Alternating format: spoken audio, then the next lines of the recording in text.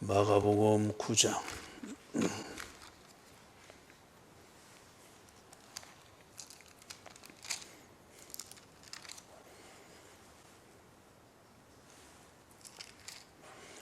38절에서부터 50절 같이 읽으십시다. 요한이 예수께 여짜오되 선생님, 우리를 따르지 않는 어떤 자가 주의 이름으로 귀신을 내쫓는 것을 우리가 보고 우리를 따르지 아니하므로 금하였나이다. 예수께서 이르시되 금하지 말라. 내 이름을 의탁하여 능한 일을 행하고 적시로 나를 비방할 자가 없느니라. 우리를 반대하지 않는 자는 우리를 위하는 자니라. 누구든지 너희가 그리스도에게 속한 자라 하여 물 한 그릇이라도 주면 내가 진실로 너희에게 이르노니 그가 결코 상을 잃지 않으리라. 또 누구든지 나를 믿는 이 작은 자들 중 하나도 실족하게 하면 차라리 연자 맷돌이 그 목에 매여 바다에 던져지는 것이 나으리라. 만일 네 손이 너를 범죄하게 하거든 찍어버리라. 장애인으로 영생에 들어가는 것이 두 손을 가지고 지옥 곧 꺼지지 않는 불에 들어가는 것보다 나으니라. 만일 네 발이 너를 범죄하게 하거든 찍어버리라. 다리 저는 자로 영생에 들어가는 것이 두 발을 가지고 지옥에 던져지는 것보다 나으니라. 만일 네 눈이 너를 범죄하게 하거든 빼버리라. 한 눈으로 하나님의 나라에 들어가는 것이 두 눈을 가지고 지옥에 던져지는 것보다 나으니라. 거기에서는 구더기도 죽지 않고 불도 꺼지지 아니하느니라. 사람마다 불로서 소금치듯 함을 받으리라. 좋은 것이로되 만일 소금이 그 맛을 잃으면 무엇으로 이를 짜게 하리요. 너희 속에 소금을 두고 서로 화목하라 하시니라. 아멘. 지난주 수요일은 우리 38절을 좀 집중해서 보았죠. 그래 하면서 38절에서부터 50절을 예수님이 말씀하시는 그 문맥을 우리가 9장 2절에서부터 좀 그렇게 살펴보았습니다. 오늘은 우리 39절에서부터 48절 이 내용을 좀 자세하게 보게 될 것이고, 다음 수요일 그때에 49절, 45, 50절 그렇게 해서 이 부분 전체를 정리를 하도록 그렇게 하겠습니다. 요한이 예수님의 특별한 그 관심 속에서 베드로, 야고보, 요한이 예수님의 그 변화산 갈 때에 같이 따라가게 됐죠. 그래서 거기서 진기한 경험을 했습니다. 그런데 그 내용이 구체적으로 뭔지 어떤 의미인지 이건 아직 모릅니다. 그러나 그동안 예수님을 알아왔던 그런 식으로 예수님을 알고 대할 수는 없다 하는 이거는 분명합니다. 예수님이 대단한 분이다. 그래서 엄청나게 존경을 하는 그런 정도로 그들이 예수를 인정하고 받들고 있는지 모릅니다. 그러나 예수는 결코 초월적인 분이거나 어떤 신적인 그런 속성을 가졌거나 그렇다고는 그들이 생각할 수가 없습니다. 그렇게 생각하는 자체가 비상식적이고 비합리적이고 어찌 보면은 정신분열증을 가지고 있는 사람이 혹 착각을 일으킬 때 그렇게 할 수 있는 그런 생각이죠. 뻔히 보이는 사람을 신이다 이리 말하는 게 말이에요. 그래서 이 부분에 대해서 제가 자주 말합니다마는 합리적으로 생각하고 판단하고 행동하면은 거의 다 맞습니다. 그리고 상식선에서, 상식이라고 하는 것은 내가 속해 있는 공동체, 가정이면 가정, 직장이면 직장, 이 부산시면 부산시, 내가 속해서 생활하는 그 공동체에서 통하는 겁니다.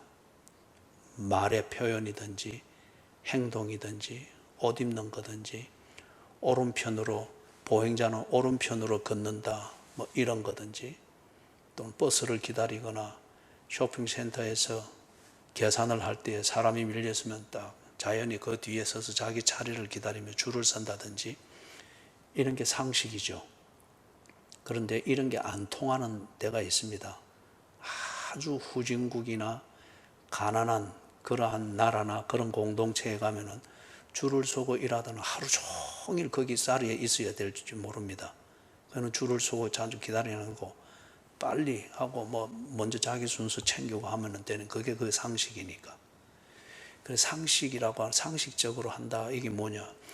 내가 속해 있는 그 사회에, 다시 말하지만 교회면 교회, 가정이면 가정, 직장이면 직장, 아니면은 내가 사는 부산이면 부산, 내가 속해 있는 그 사회에서 통하는 그러한 말이면 말, 행동이면 행동, 문화면 문화, 그게 상식입니다.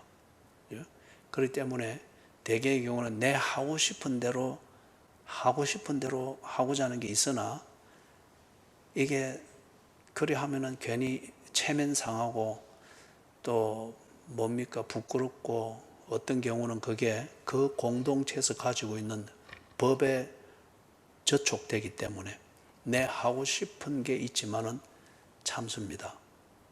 그래서 사람들이 보아서 이해가 될 수 있도록 그렇게 하고 옷을 입고 이렇게 하죠. 상식입니다. 그렇기 때문에 합리적으로 생각하고 합리적으로 딱 처신하고 그 다음에 상식적으로 통할 수 있도록 생각하고 상식적으로 통할 수 있는 행동과 처신을 하는 것. 그러면 대개는 다 맞습니다. 그런데 조심해야 될 것은 합리적으로 했다, 상식적으로 이해가 되도록 했다, 이게 절대적으로 옳은 것은 아닙니다. 절대적으로 옳은 것은 아닙니다. 민주주의의 중요한 원칙 중에 하나가 다수결이지 않습니까? 다수가 원하면 그걸 결정해서 그렇게 합니다. 그러나 그게 옳기 때문에 그런 것은 아니에요. 다수가 원하기 때문에 소수의 반란보다는 다수의 반란이 더 위험하니까 다수가 원하는 대로 결정을 해서 가는 거예요. 그럴 때에 소수는 그것 결정을 존중해 줘서 따라가 주는 겁니다. 옳기 때문에가 아닙니다. 그렇게 해서 더 큰 불편함이나 분란을 피하기 위한 사회적 타협입니다.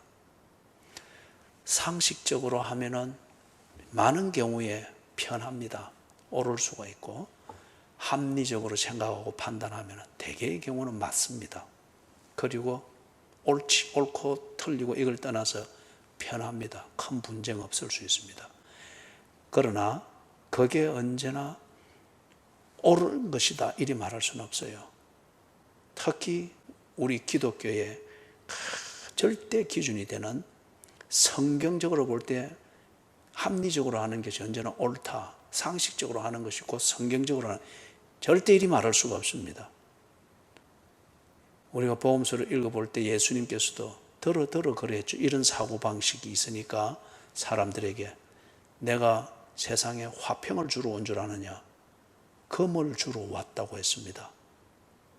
그리고 예수께서 하시는 이 말씀을 듣고 믿고 순종을 하면은 모든 것이 합리적으로 이해되어질 수 있는 평안한 그런 결과가 만들어지는 게 아니고 어떤 경우는 어머니와 딸이 싸우게 되고 아버지와 아들이 싸우게 되고 부모와 자식 간에 원수지간이 되고 형제가 형제 간에 다투게 되고 그래서 여러분들 가운데도 있죠. 집안에 여러 형제가 있지만은 종교가 다르기 때문에 기독교를 몸담고 있는 형제, 기독교를 적대시하는 그런 종교나 사상에 몸담고 있는 형제, 이들은 명절에 만나서 피부치기 때문에 만나지만은 지내는 시간은 긴장과 다툼이 있죠. 그래서 언제나 말조심해야 되고 민감한 것을 건드리지 아니하려고 하고 그렇죠. 그렇기 때문에 여러분이 예수님이 내가 온 것은 화평을 주러 온 것이 아니고 검을 주러 왔노라. 이게 광신도적으로 늘 배타적으로 싸우고 그걸 말하는 게 아니고 기독교적 관점, 성경적 관점에서 딱 볼 때 합리적이고 상식적이고 이런 것이 좋은 생활의 도구가 됩니다. 그러나 기독교인의 이 성경적 원리를 따라서 딱 생각하고 처신할 때 때로는 상식을 파괴해야 되는 게 있습니다. 합리적인 것을 파괴해서 다른 사람이 볼 때는 저 새벽기도 저리 나는 거 얼마나 저 비합리적이냐, 이 비아냥거림의 대상이 될지라도 그 생활을 해야 될 때가 있습니다. 그래서 지금 요한, 야고보 그리고 베드로가 예수님을 상식선에서 보고 합리적으로 볼 때 예수와 같은 분이 없다. 그 정도까지 그들은 예수를 존중합니다. 그렇기 때문에 그들의 일상을 다 버려두고 진로를 확 바꿔서 예수님만 따라다니죠. 그게 그들은 합리적이고 상식적이라 생각했기 때문에.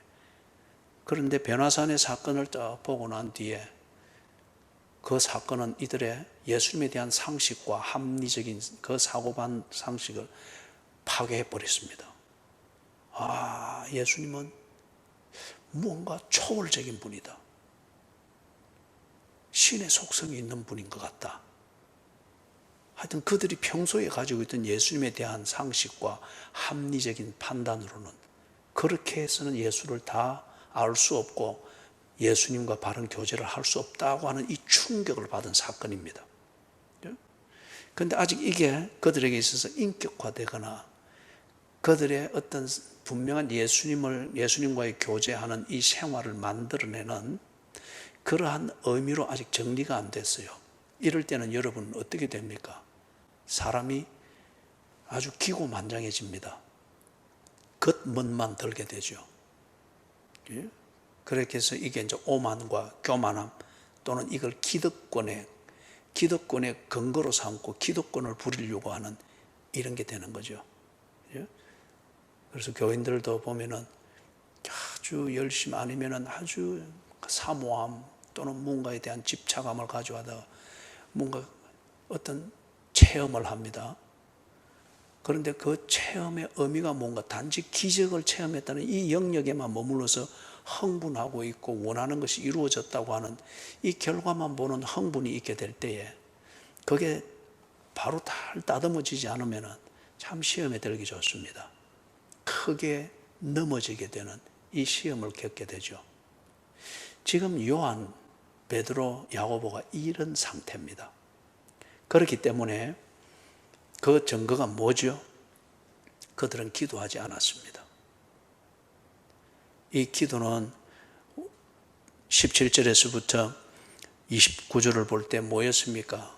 적어도 베드로, 야고보, 요한 그리고 다른 9명의 제자들 12제자의 입장과 그 많은 경험을 했고 그만큼 양육되어서 그만큼 수준이 딱 되었으면 그들은 이제 예수님과 일상의 문제를 두고서 대화하고 의논할 수 있는 수준이 되어야 되는 거예요.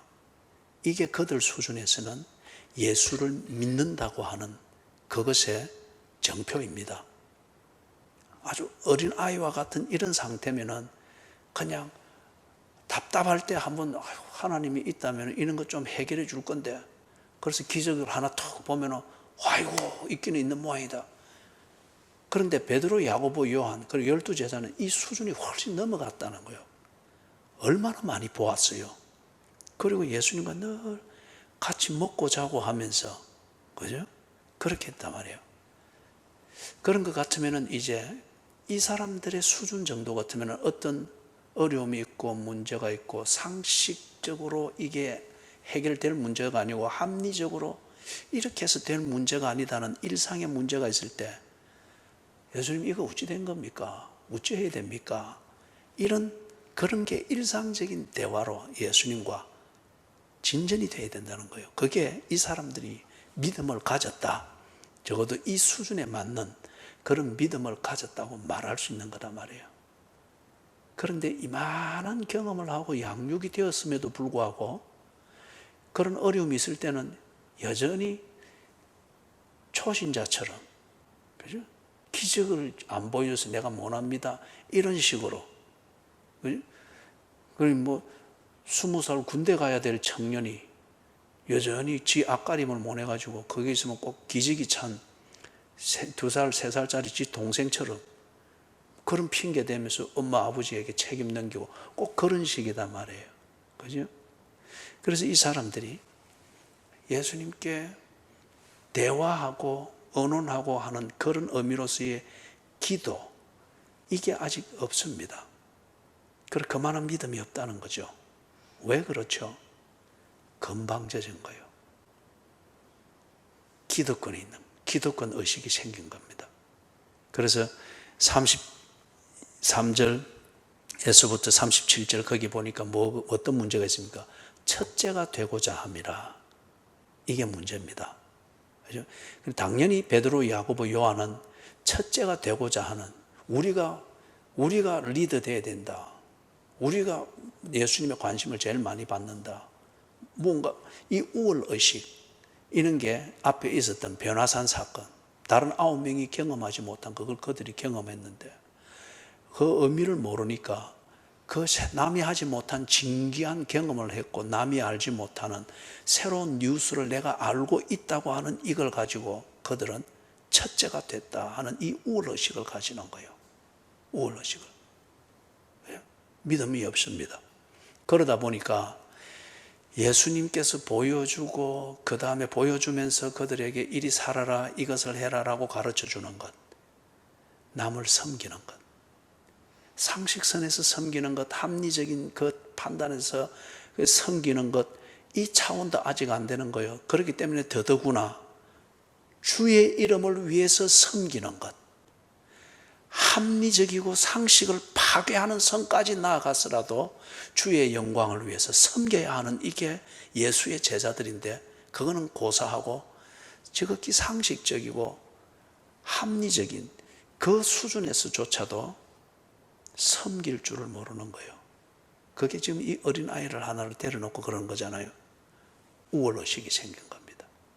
지도 그 의미가 뭔지 그것도 모르면서 그것을 근거로 해서 그 경험을 근거로 해가지고 기득권을 부리려고 하는 거예요. 왜 새벽 기도하는지, 왜 주일마다 예배 드리는지, 왜 남이 못하는 수요 예배를, 여러분 이것은 여러분이 남보다 더 고생을 한다, 스스로 비참하고 비굴하게 만들지 마십시오. 여러분은 남이 누리지 못하는 수요일도 주님과 함께 변화산에 오르는 이 특권을 누리고 있는 거예요.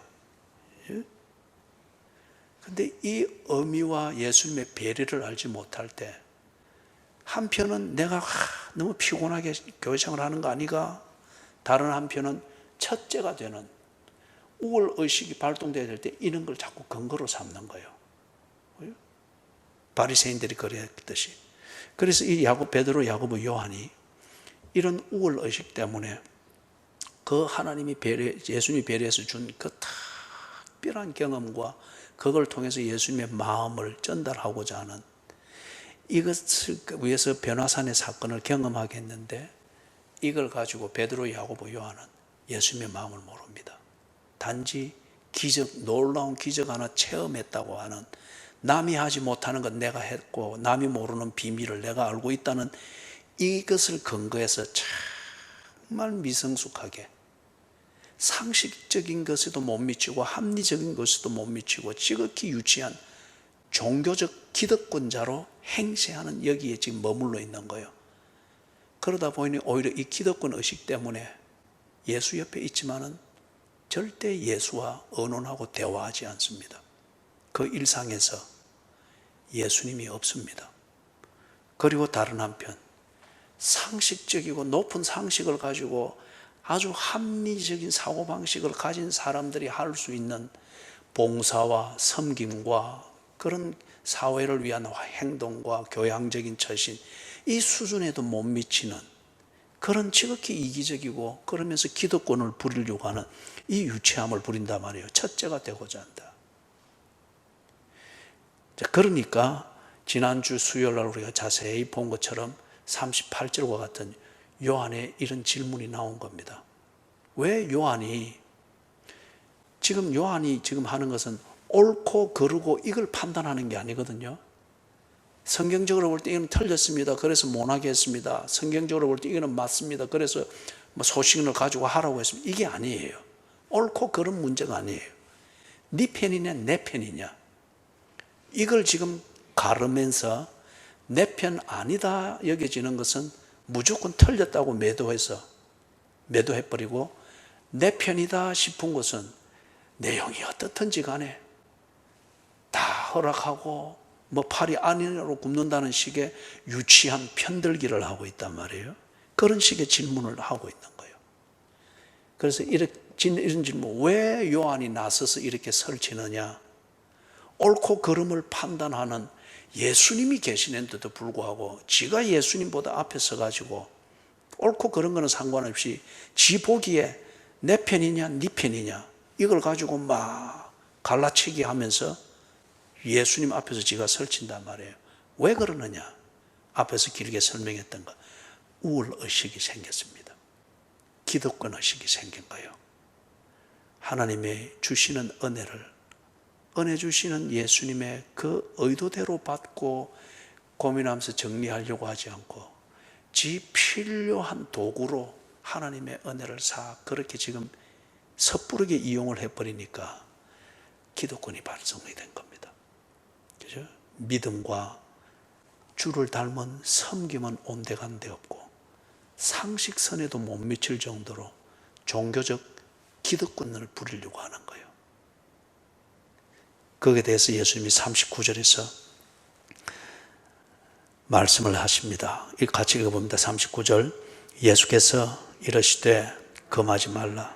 내 이름을 의탁하여 능한 일을 행하고 적시로 나를 비방할 자가 없느니라. 40절, 우리를 반대하지 않는 자는 우리를 위하는 자니라. 41절, 누구든지 너희가 그리스도에게 속한 자라 하여 물 한 그릇이라도 주면 내가 진실로 너희에게 이르노니 그가 결코 상을 잃지 않으리라.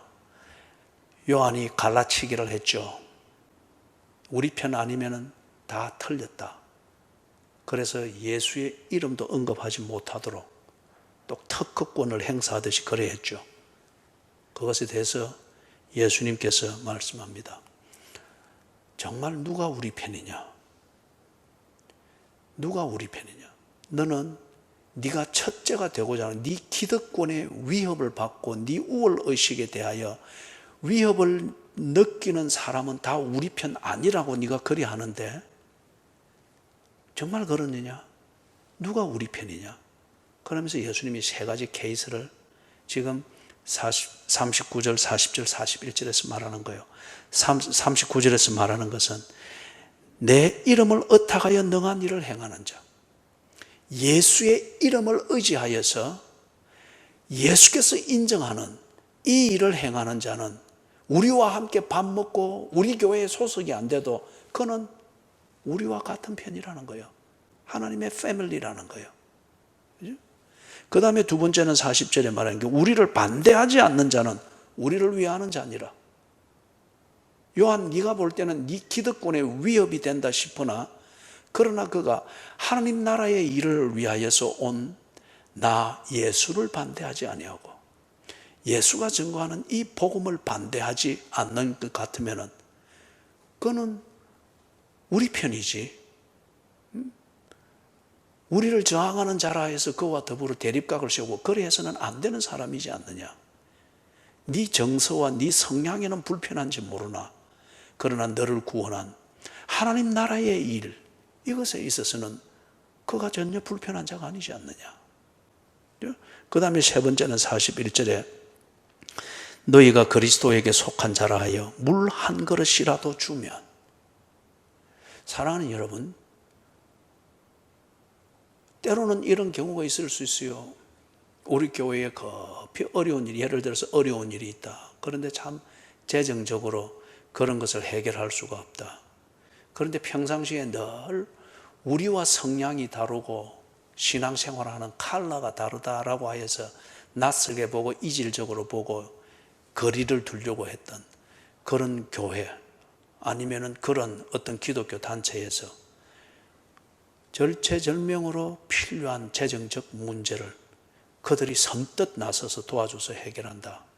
그런데 단지 사회적 기부 정도가 아니고 그들도 나름대로 하나님 나라의 일을 위해서 이런 위기 상황에서 교회가 이런 위기를 극복을 하는 데 있어서 하나님의 영광을 위하여 이거는 필요한 일이라 여겨 우리가 힘써 헌금하여 당신의 교회를 위해서 헌금하고자 합니다. 그럴 때에 평상시에 우리와 다르다라고 해서 이단일까 어떻게 이러면서 쉬쉬하고 했던 그게 이단입니까? 아니잖아요. 적어도 이 사건을 볼 때는. 그래서 너희가 그리스도에게 속한 자라 하여 물 한 그릇이라도 주면 내가 진실로 너희에게 이르노니 그가 결코 상을 잃지 않으리라. 요한이 기득권 의식과 자기가 첫째가 되고자 하는 이 우월 의식과 이 긴장 속에서 보니까 그것에 위협을 준다고 여겨지는 자는 다 배척해야 되는 사람으로 여겨진 거예요. 신앙하고는 상관없이. 예수님께서 이것을 다 바로 잡아준 거예요. 요한아, 네 사람 보는 눈이 왜 그렇게 털어졌나? 네가 판단하는 판단력이 상식에도 못 미치고 합리적인 사고방식에도 못 미치는데 더더구나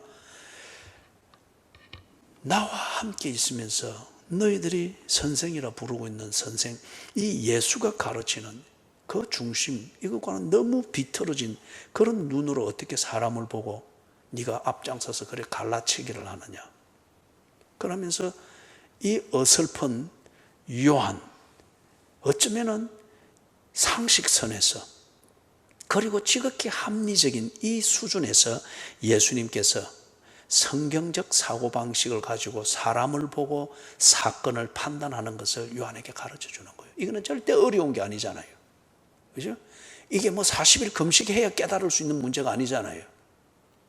그리고 이게 장로나 권사나 또는 신학교 갔던 목사가 되어야 알아들을 수 있는 말이 아니잖아요. 그죠? 상식적으로 그리고 합리적으로 사고할 수 있는 이 기본만 되어 있으면 이거는 충분히 알아들을 수 있는 거잖아요. 그죠? 예수의 이름을 의지하여 능한 일을 행하는 자. 그가 니하고 한 솥에 밥을 안 먹는다고 해서 어떻게 틀렸다고 말할 수 있느냐? 나 예수를 반대하기보다 오히려 예수를 위하여서 무언가를 하고자 지 나름대로 최선을 다하고 있는데 어찌 네 하는 방식으로 그렇게 동고동락하지 않고 네 하는 방식으로 교회 생활하지 않는다고 해서 어찌 그를 하나님 나라에 들지 않은 자라고 해서 배척하려고 하고 그렇게 하느냐. 네가 하나님 나라 운운하고 하나님 영광 운운하지만은 결과적으로는 네 소인배적인 종교적 소인배적인 그 긴장감과 위기감, 그것을 해소하기 위해서 위협감을 느끼는 그 사람을 배척하고자 하는 것이 아니냐. 진리를 알아들어야 될 요한에게 알아들을 수 있도록 상식적이고 합리적인 선에서 전달하고 있습니다. 그 다음에 42절 같이 읽어봅니다. 또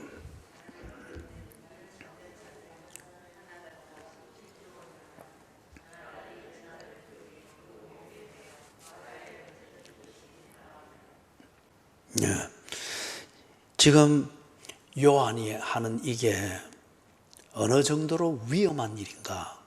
이게 단지 한 개인의 미성 속에서 나오는 객기를 부르는 것으로 그렇게 볼 수는 없는 거죠.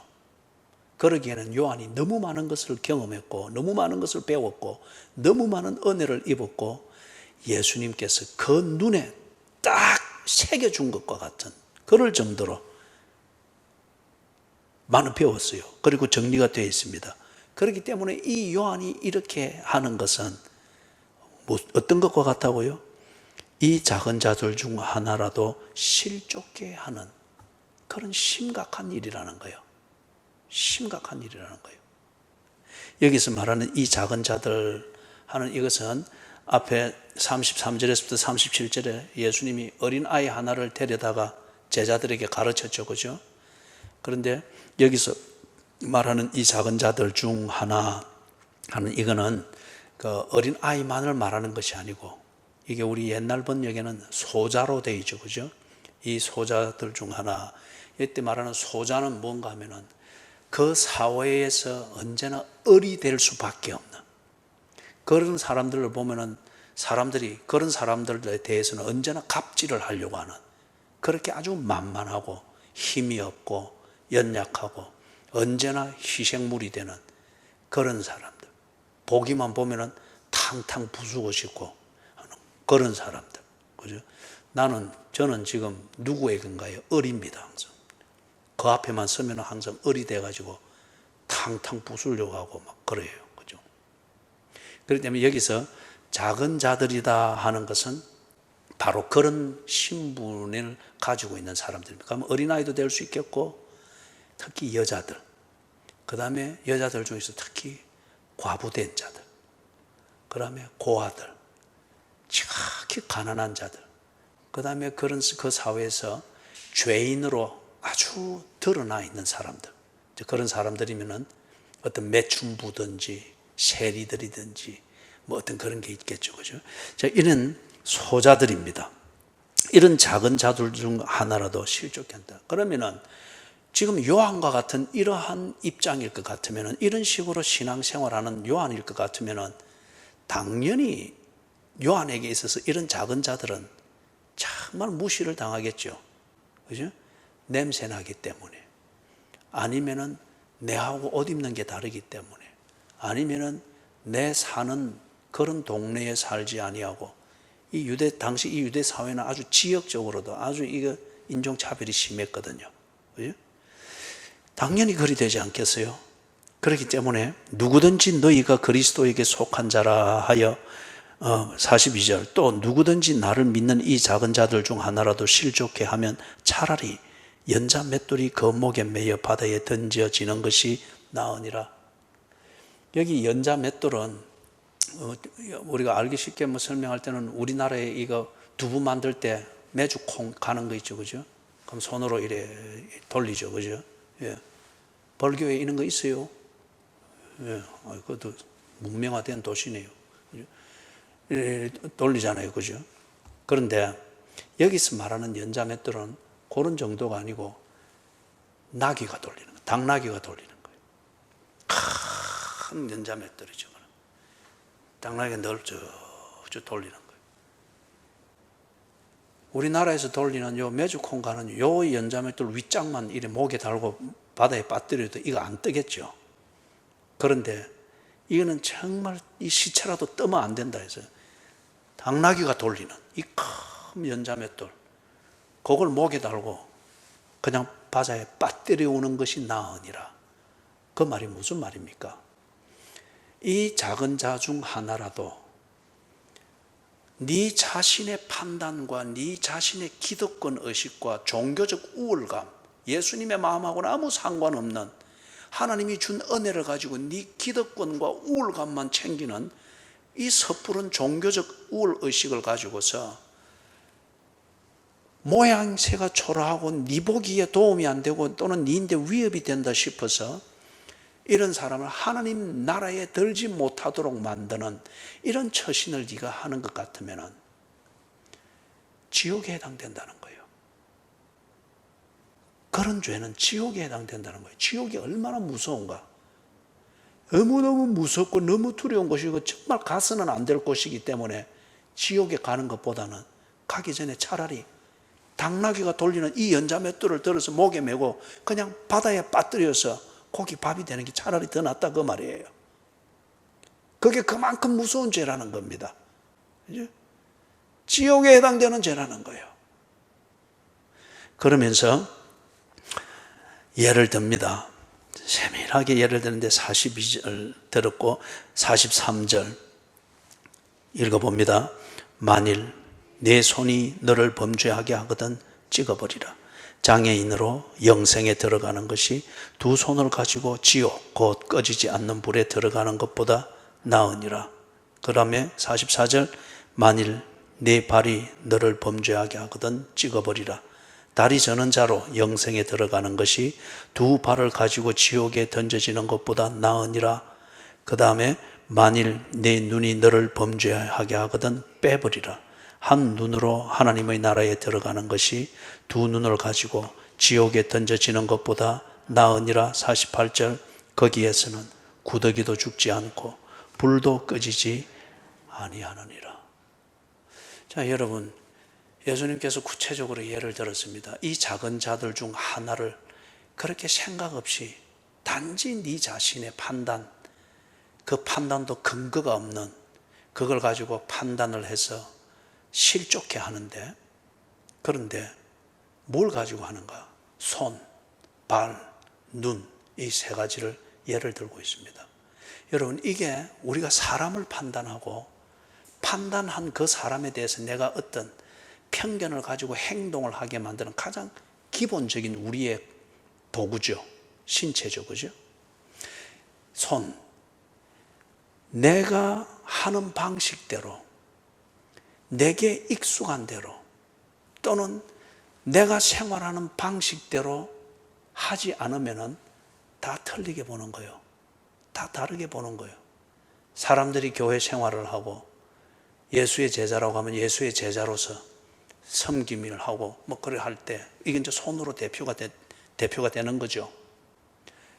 하다 보면 자기 방식에 이기는 게 있습니다. 그죠? 그리고 자기 충족감을 가지게 만드는 자기 방식과 자기 수준의 봉사가 있고 섬김이 있고 그런 나름대로의 신앙 생활이 있습니다. 그런데 딱 보니까 저거는 전혀 내하고 다르게 한단 말이에요. 그죠? 나는 하면 소금을 확 뿌려야 되는데 저는 보니까 소금을 안 뿌리고 다 간간하게 만든단 말이에요. 그러니까 이 소금을 확 뿌리는 짠수이가 네가 그래 가지고 되겠나? 그래서 지금 부엌봉사 끝 해갖고 딱 쫓겨난 거예요. 이게 지금 지어낸 얘기예요. 또 내하고 비슷하다 해서 삐끼 쌓지 말고 지금 알아듣도록 지키는 거예요. 그래 되면 이게 뭡니까? 손으로 이 작은 자 중 하나를 실족게 하는 것과 같다는 거예요. 내가 하는 것과 다르기 때문에. 마르다와 마리아에게서도 보잖아요. 그죠? 마르다는 열심히 부엌에서 일을 하는 그것이 찾아온 주님을 섬기는 거라 생각해서 정신없이 하는데, 마리아는 예수님의 발 앞에 딱 앉아가지고, 그죠? 아멘, 아멘 하면서 말만 듣고 있으니까 마르다가 뭐랍니까? 성질이 나가지고 예수님 저 밉상 저거 나가서 일 좀 하라 있어. 그러나 예수님이 뭘 했습니까? 놔두라. 마리아는 지 할 일 지가 하고 있다. 내 손이 하는 것과 다르면은 그 다른 손이 틀렸다고 하는 거예요. 그렇게 해서 그 작은 자들 중 하나, 지 나름대로 주님을 사랑하는 마음으로, 그게 신앙이고 그게 신앙 고백이고 지 나름대로 최선을 다하는데 내 손과 다르다고 하여 그 손을 틀렸다고 하여 실족게 한다. 그러면은 네 손을 차라리 찍어내버리라. 좀 짜게 먹으면 어떻노? 그렇다 우리 교회 음식 짜게 만들지 마소. 지금 내 말이 그렇다는 거예요. 좀 짜게 먹으면 어떻노? 네 손하고 다르다고 간을 맞춘다고 해서 그래 하면 되나? 차라리 짠 것 좋아하는 네 손을 찍어버리라. 그래서 남을 실족게 하는 것보다는 실족게 하지 아니하고 오히려 손 하나 없는 장애인으로 천국에 들어가는 것이 나으니라. 그죠? 그걸 지금 말하는 거예요. 네 발이 이 작은 자들 중 하나를 실족케 하거든. 구약에 보면은 네 발에 신을 벗으라 하는 이 말이 중요한 순간에 한 두 번 나오죠. 모세 얘기도 나오고 여호수아 얘기도 나오고. 그죠? 그게 뭘 말하는 거예요? 발은 방향을 결정합니다. 그리고 지 가고자 하는 길을 결정합니다. 그래서 신을 신고 지 가고 싶은 대로 가는 거예요. 그래서 모세를 부를 때에 이제는 네 가고 싶은 대로 그것으로 방향을 결정해서 다니지 말고 내가 인도하는 대로 가라.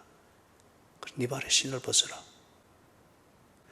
우리가 내가 하고자 하는 방향, 내가 가고자 하는 방향, 이대로 사람들이 나와 같이 방향을 맞추지 않고 내 방식대로 하지 않으면 다 틀렸다고 말합니다.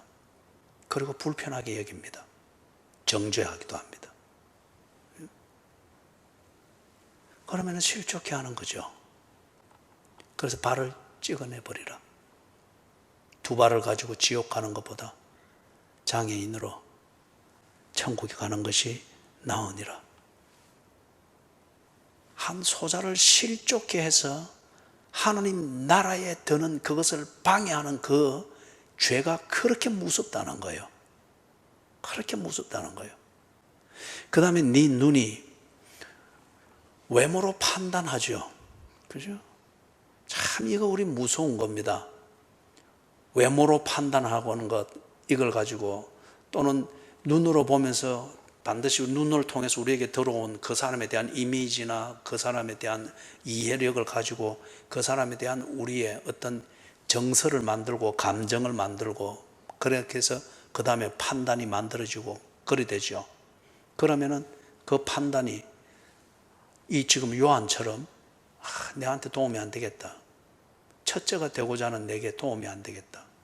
그럴 때에는 내 눈에 보이는 그 사람은 다 틀리게 보이는 거죠. 그럴 때 내 눈에 흡족하도록 꼭 만들어 놓으려고 합니다. 이게 바울이 고린도 교회에 말할 때는 당 짓는 것, 빌립보 교회에는 그 뭡니까? 유부초밥하고 순두부, 이 여전도회 회장 둘이서 기싸움을 하는데 어느 줄에 설 것인가.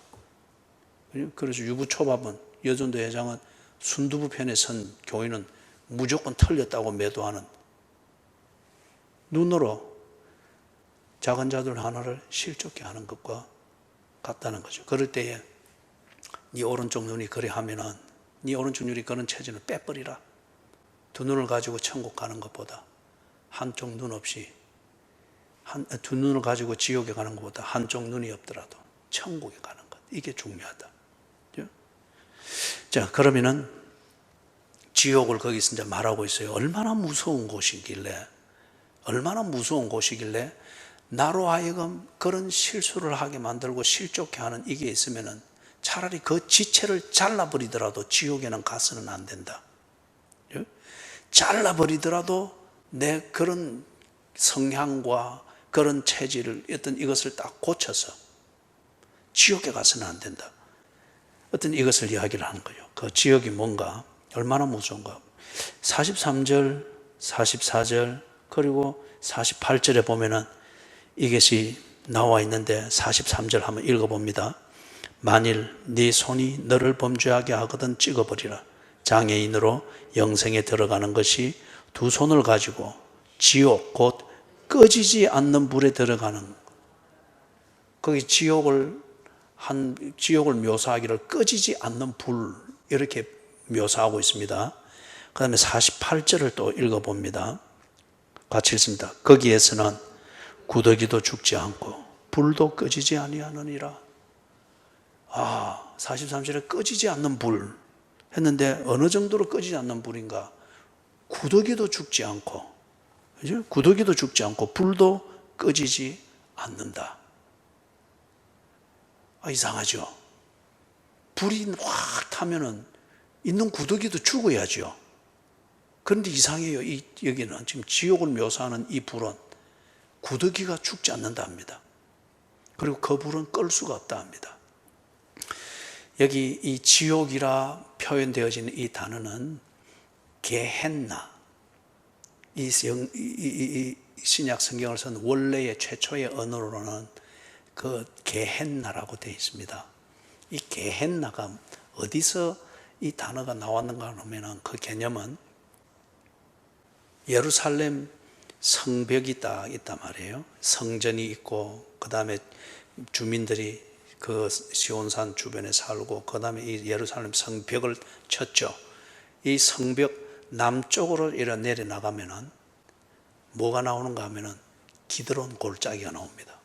이 기드론 골짜기는 여기 성전이 있고 예루살렘 성벽이 있는 곳 시온산이죠. 여기 있으면은 그 맞은편에 감람산이 있어요. 그러면 이 두 산이 있기 때문에 중간에 반드시 골짜기가 생기겠죠. 그 골짜기를 기드론 골짜기라 불렀습니다. 기드론 골짜기. 그런데 이 기드론 골짜기, 이 기드론 골짜기 내의 어느 한 부분이 흰놈 골짜기입니다. 흰놈 골짜기 이름 들어봤죠? 그죠?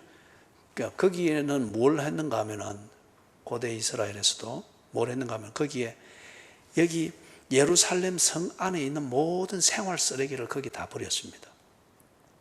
분뇨물을 거기 다 버렸습니다. 그리고 흉악한 죄인을 사형시켰을 때에 그 죄인의 시체를 거기다 버렸습니다. 물론 사형을 시킬 때는 성 안에서 시키지 않죠.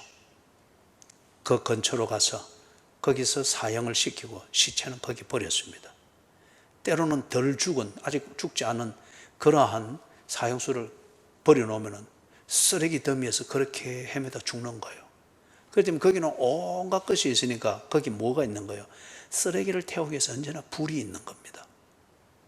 여러분들이 우리 주변에서도 이 쓰레기장 이런 데 이래 보면은 불이 나중에는 쓰레기 밑에 쌓이고 쌓인 대로 들어가 있으면은 밖에는 불꽃은 안 보이는데 연기는 계속 나잖아요. 그죠? 그래서 한번 쑥 뒤집으면은 밑에 불을 품고 있는 이런 쓰레기 더미들이 쑥 올라오면 또 불꽃이 확 나고 하잖아요. 그죠? 그렇기 때문에 한쪽에는 타고 들어가고 있고 다른 쪽에서는 이 쓰레기와 그 다음에 짐승들의 그 분뇨물과 그리고 사체들, 동물의 사체들, 음식 찌꺼기 뭐 이런 것들이 온갖 쓰레기들이 있으니까 구더기는 얼마든지 있겠죠. 그죠? 한쪽에는 불이 타고 있고 한쪽에는 구더기가 사체를 먹고 있고 음식을 갉아 먹고 있고 지금 그게 게헨나입니다. 그래서 옛날에는 이 흰놈 골짜기에서 심지어는 어떻게 한 거예요? 자식을 인신제사를 거기서 드렸잖아요.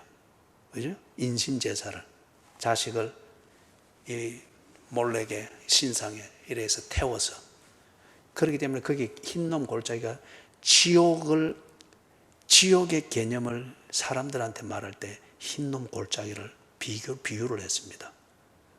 그리고 그걸 뒤에 가서 헬라어로 이렇게 고칠 때 게헨나. 그러면은 거기가 어딘지 이 유대인들은 압니다. 그렇기 때문에 그거 보면 몸소리를 치고 그리고 거기는 아주 저주받은 것. 그렇기 때문에 거기는 온갖 더러운 것들을 버리고 사형을 시킬 때 거기서 시키고 시체를 거기 버리고 묻어주지를 않는 거예요. 예? 묻어주지를 않고 그건 죄인은 쓰레기처럼 취급하니까 같이 태워지도록 이랬단 말이에요. 그렇기 때문에 이들이 지옥을 못 봤기 때문에 눈으로 본 듯이 이해할 수는 없잖아요.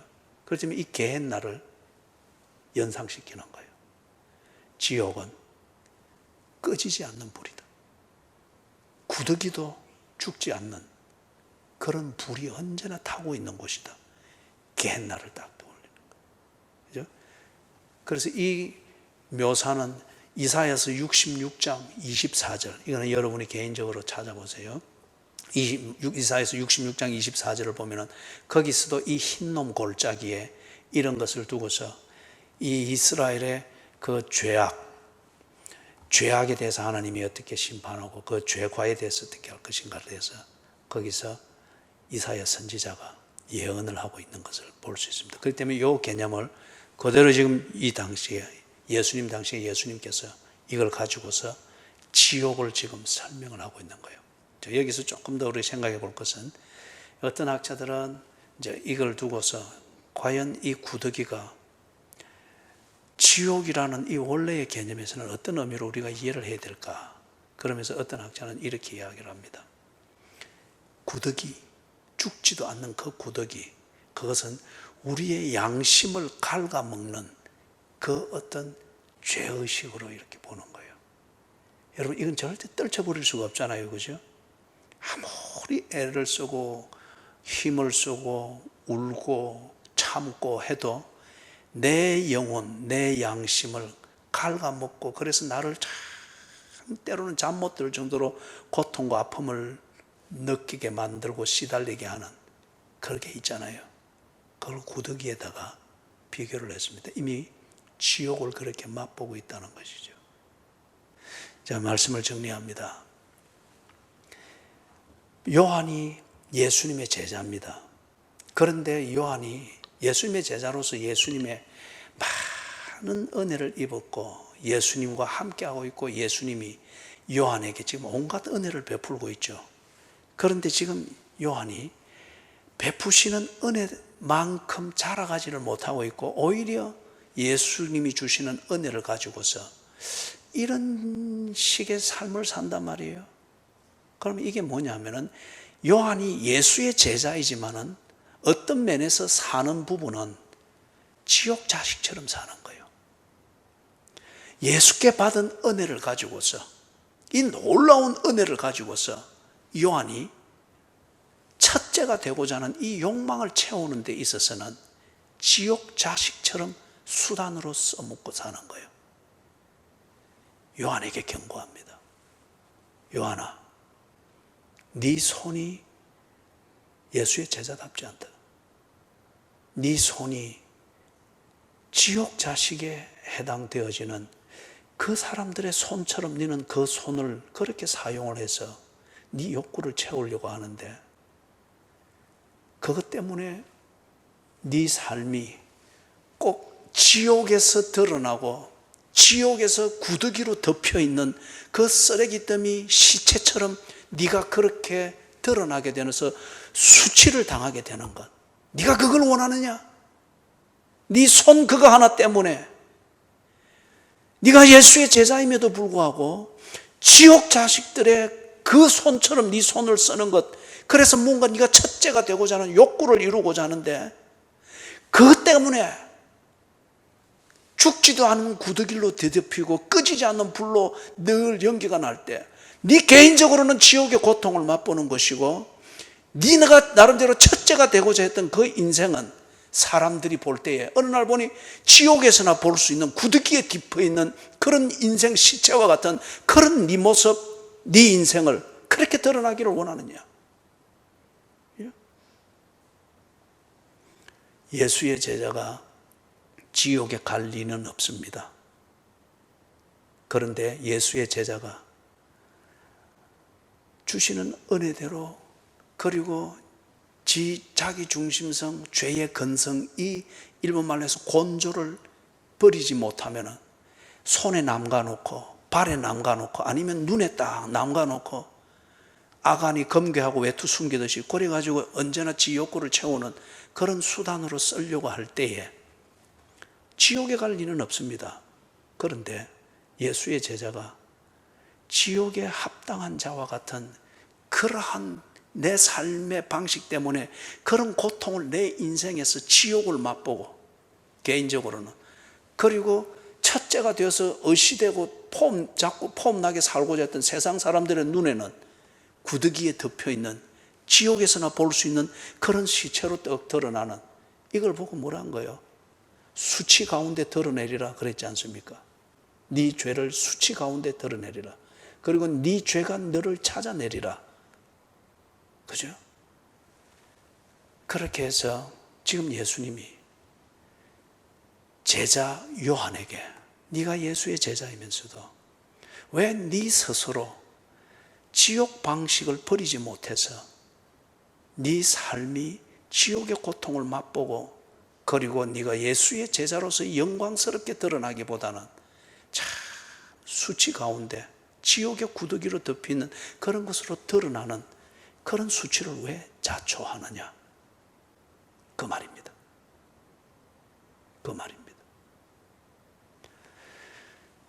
하나님이 주시는 그 은혜로 그래서 십자가 위에서 나를 불러 올려서 십자가 위에서 만나게 하시는 이유가 있죠. 손과 발에 못 박히신 그분의 손에 나의 손을 포개고 그분의 발에 나의 발을 포갤 때 내 발에 내 손에 내 눈에 지옥의 방식을 써서 사는 내 옛사람을 어느 구석에도 숨길 수 없도록 정과 욕을 다 몫을 박는 거죠. 그죠? 몫을 딱 박는 거죠.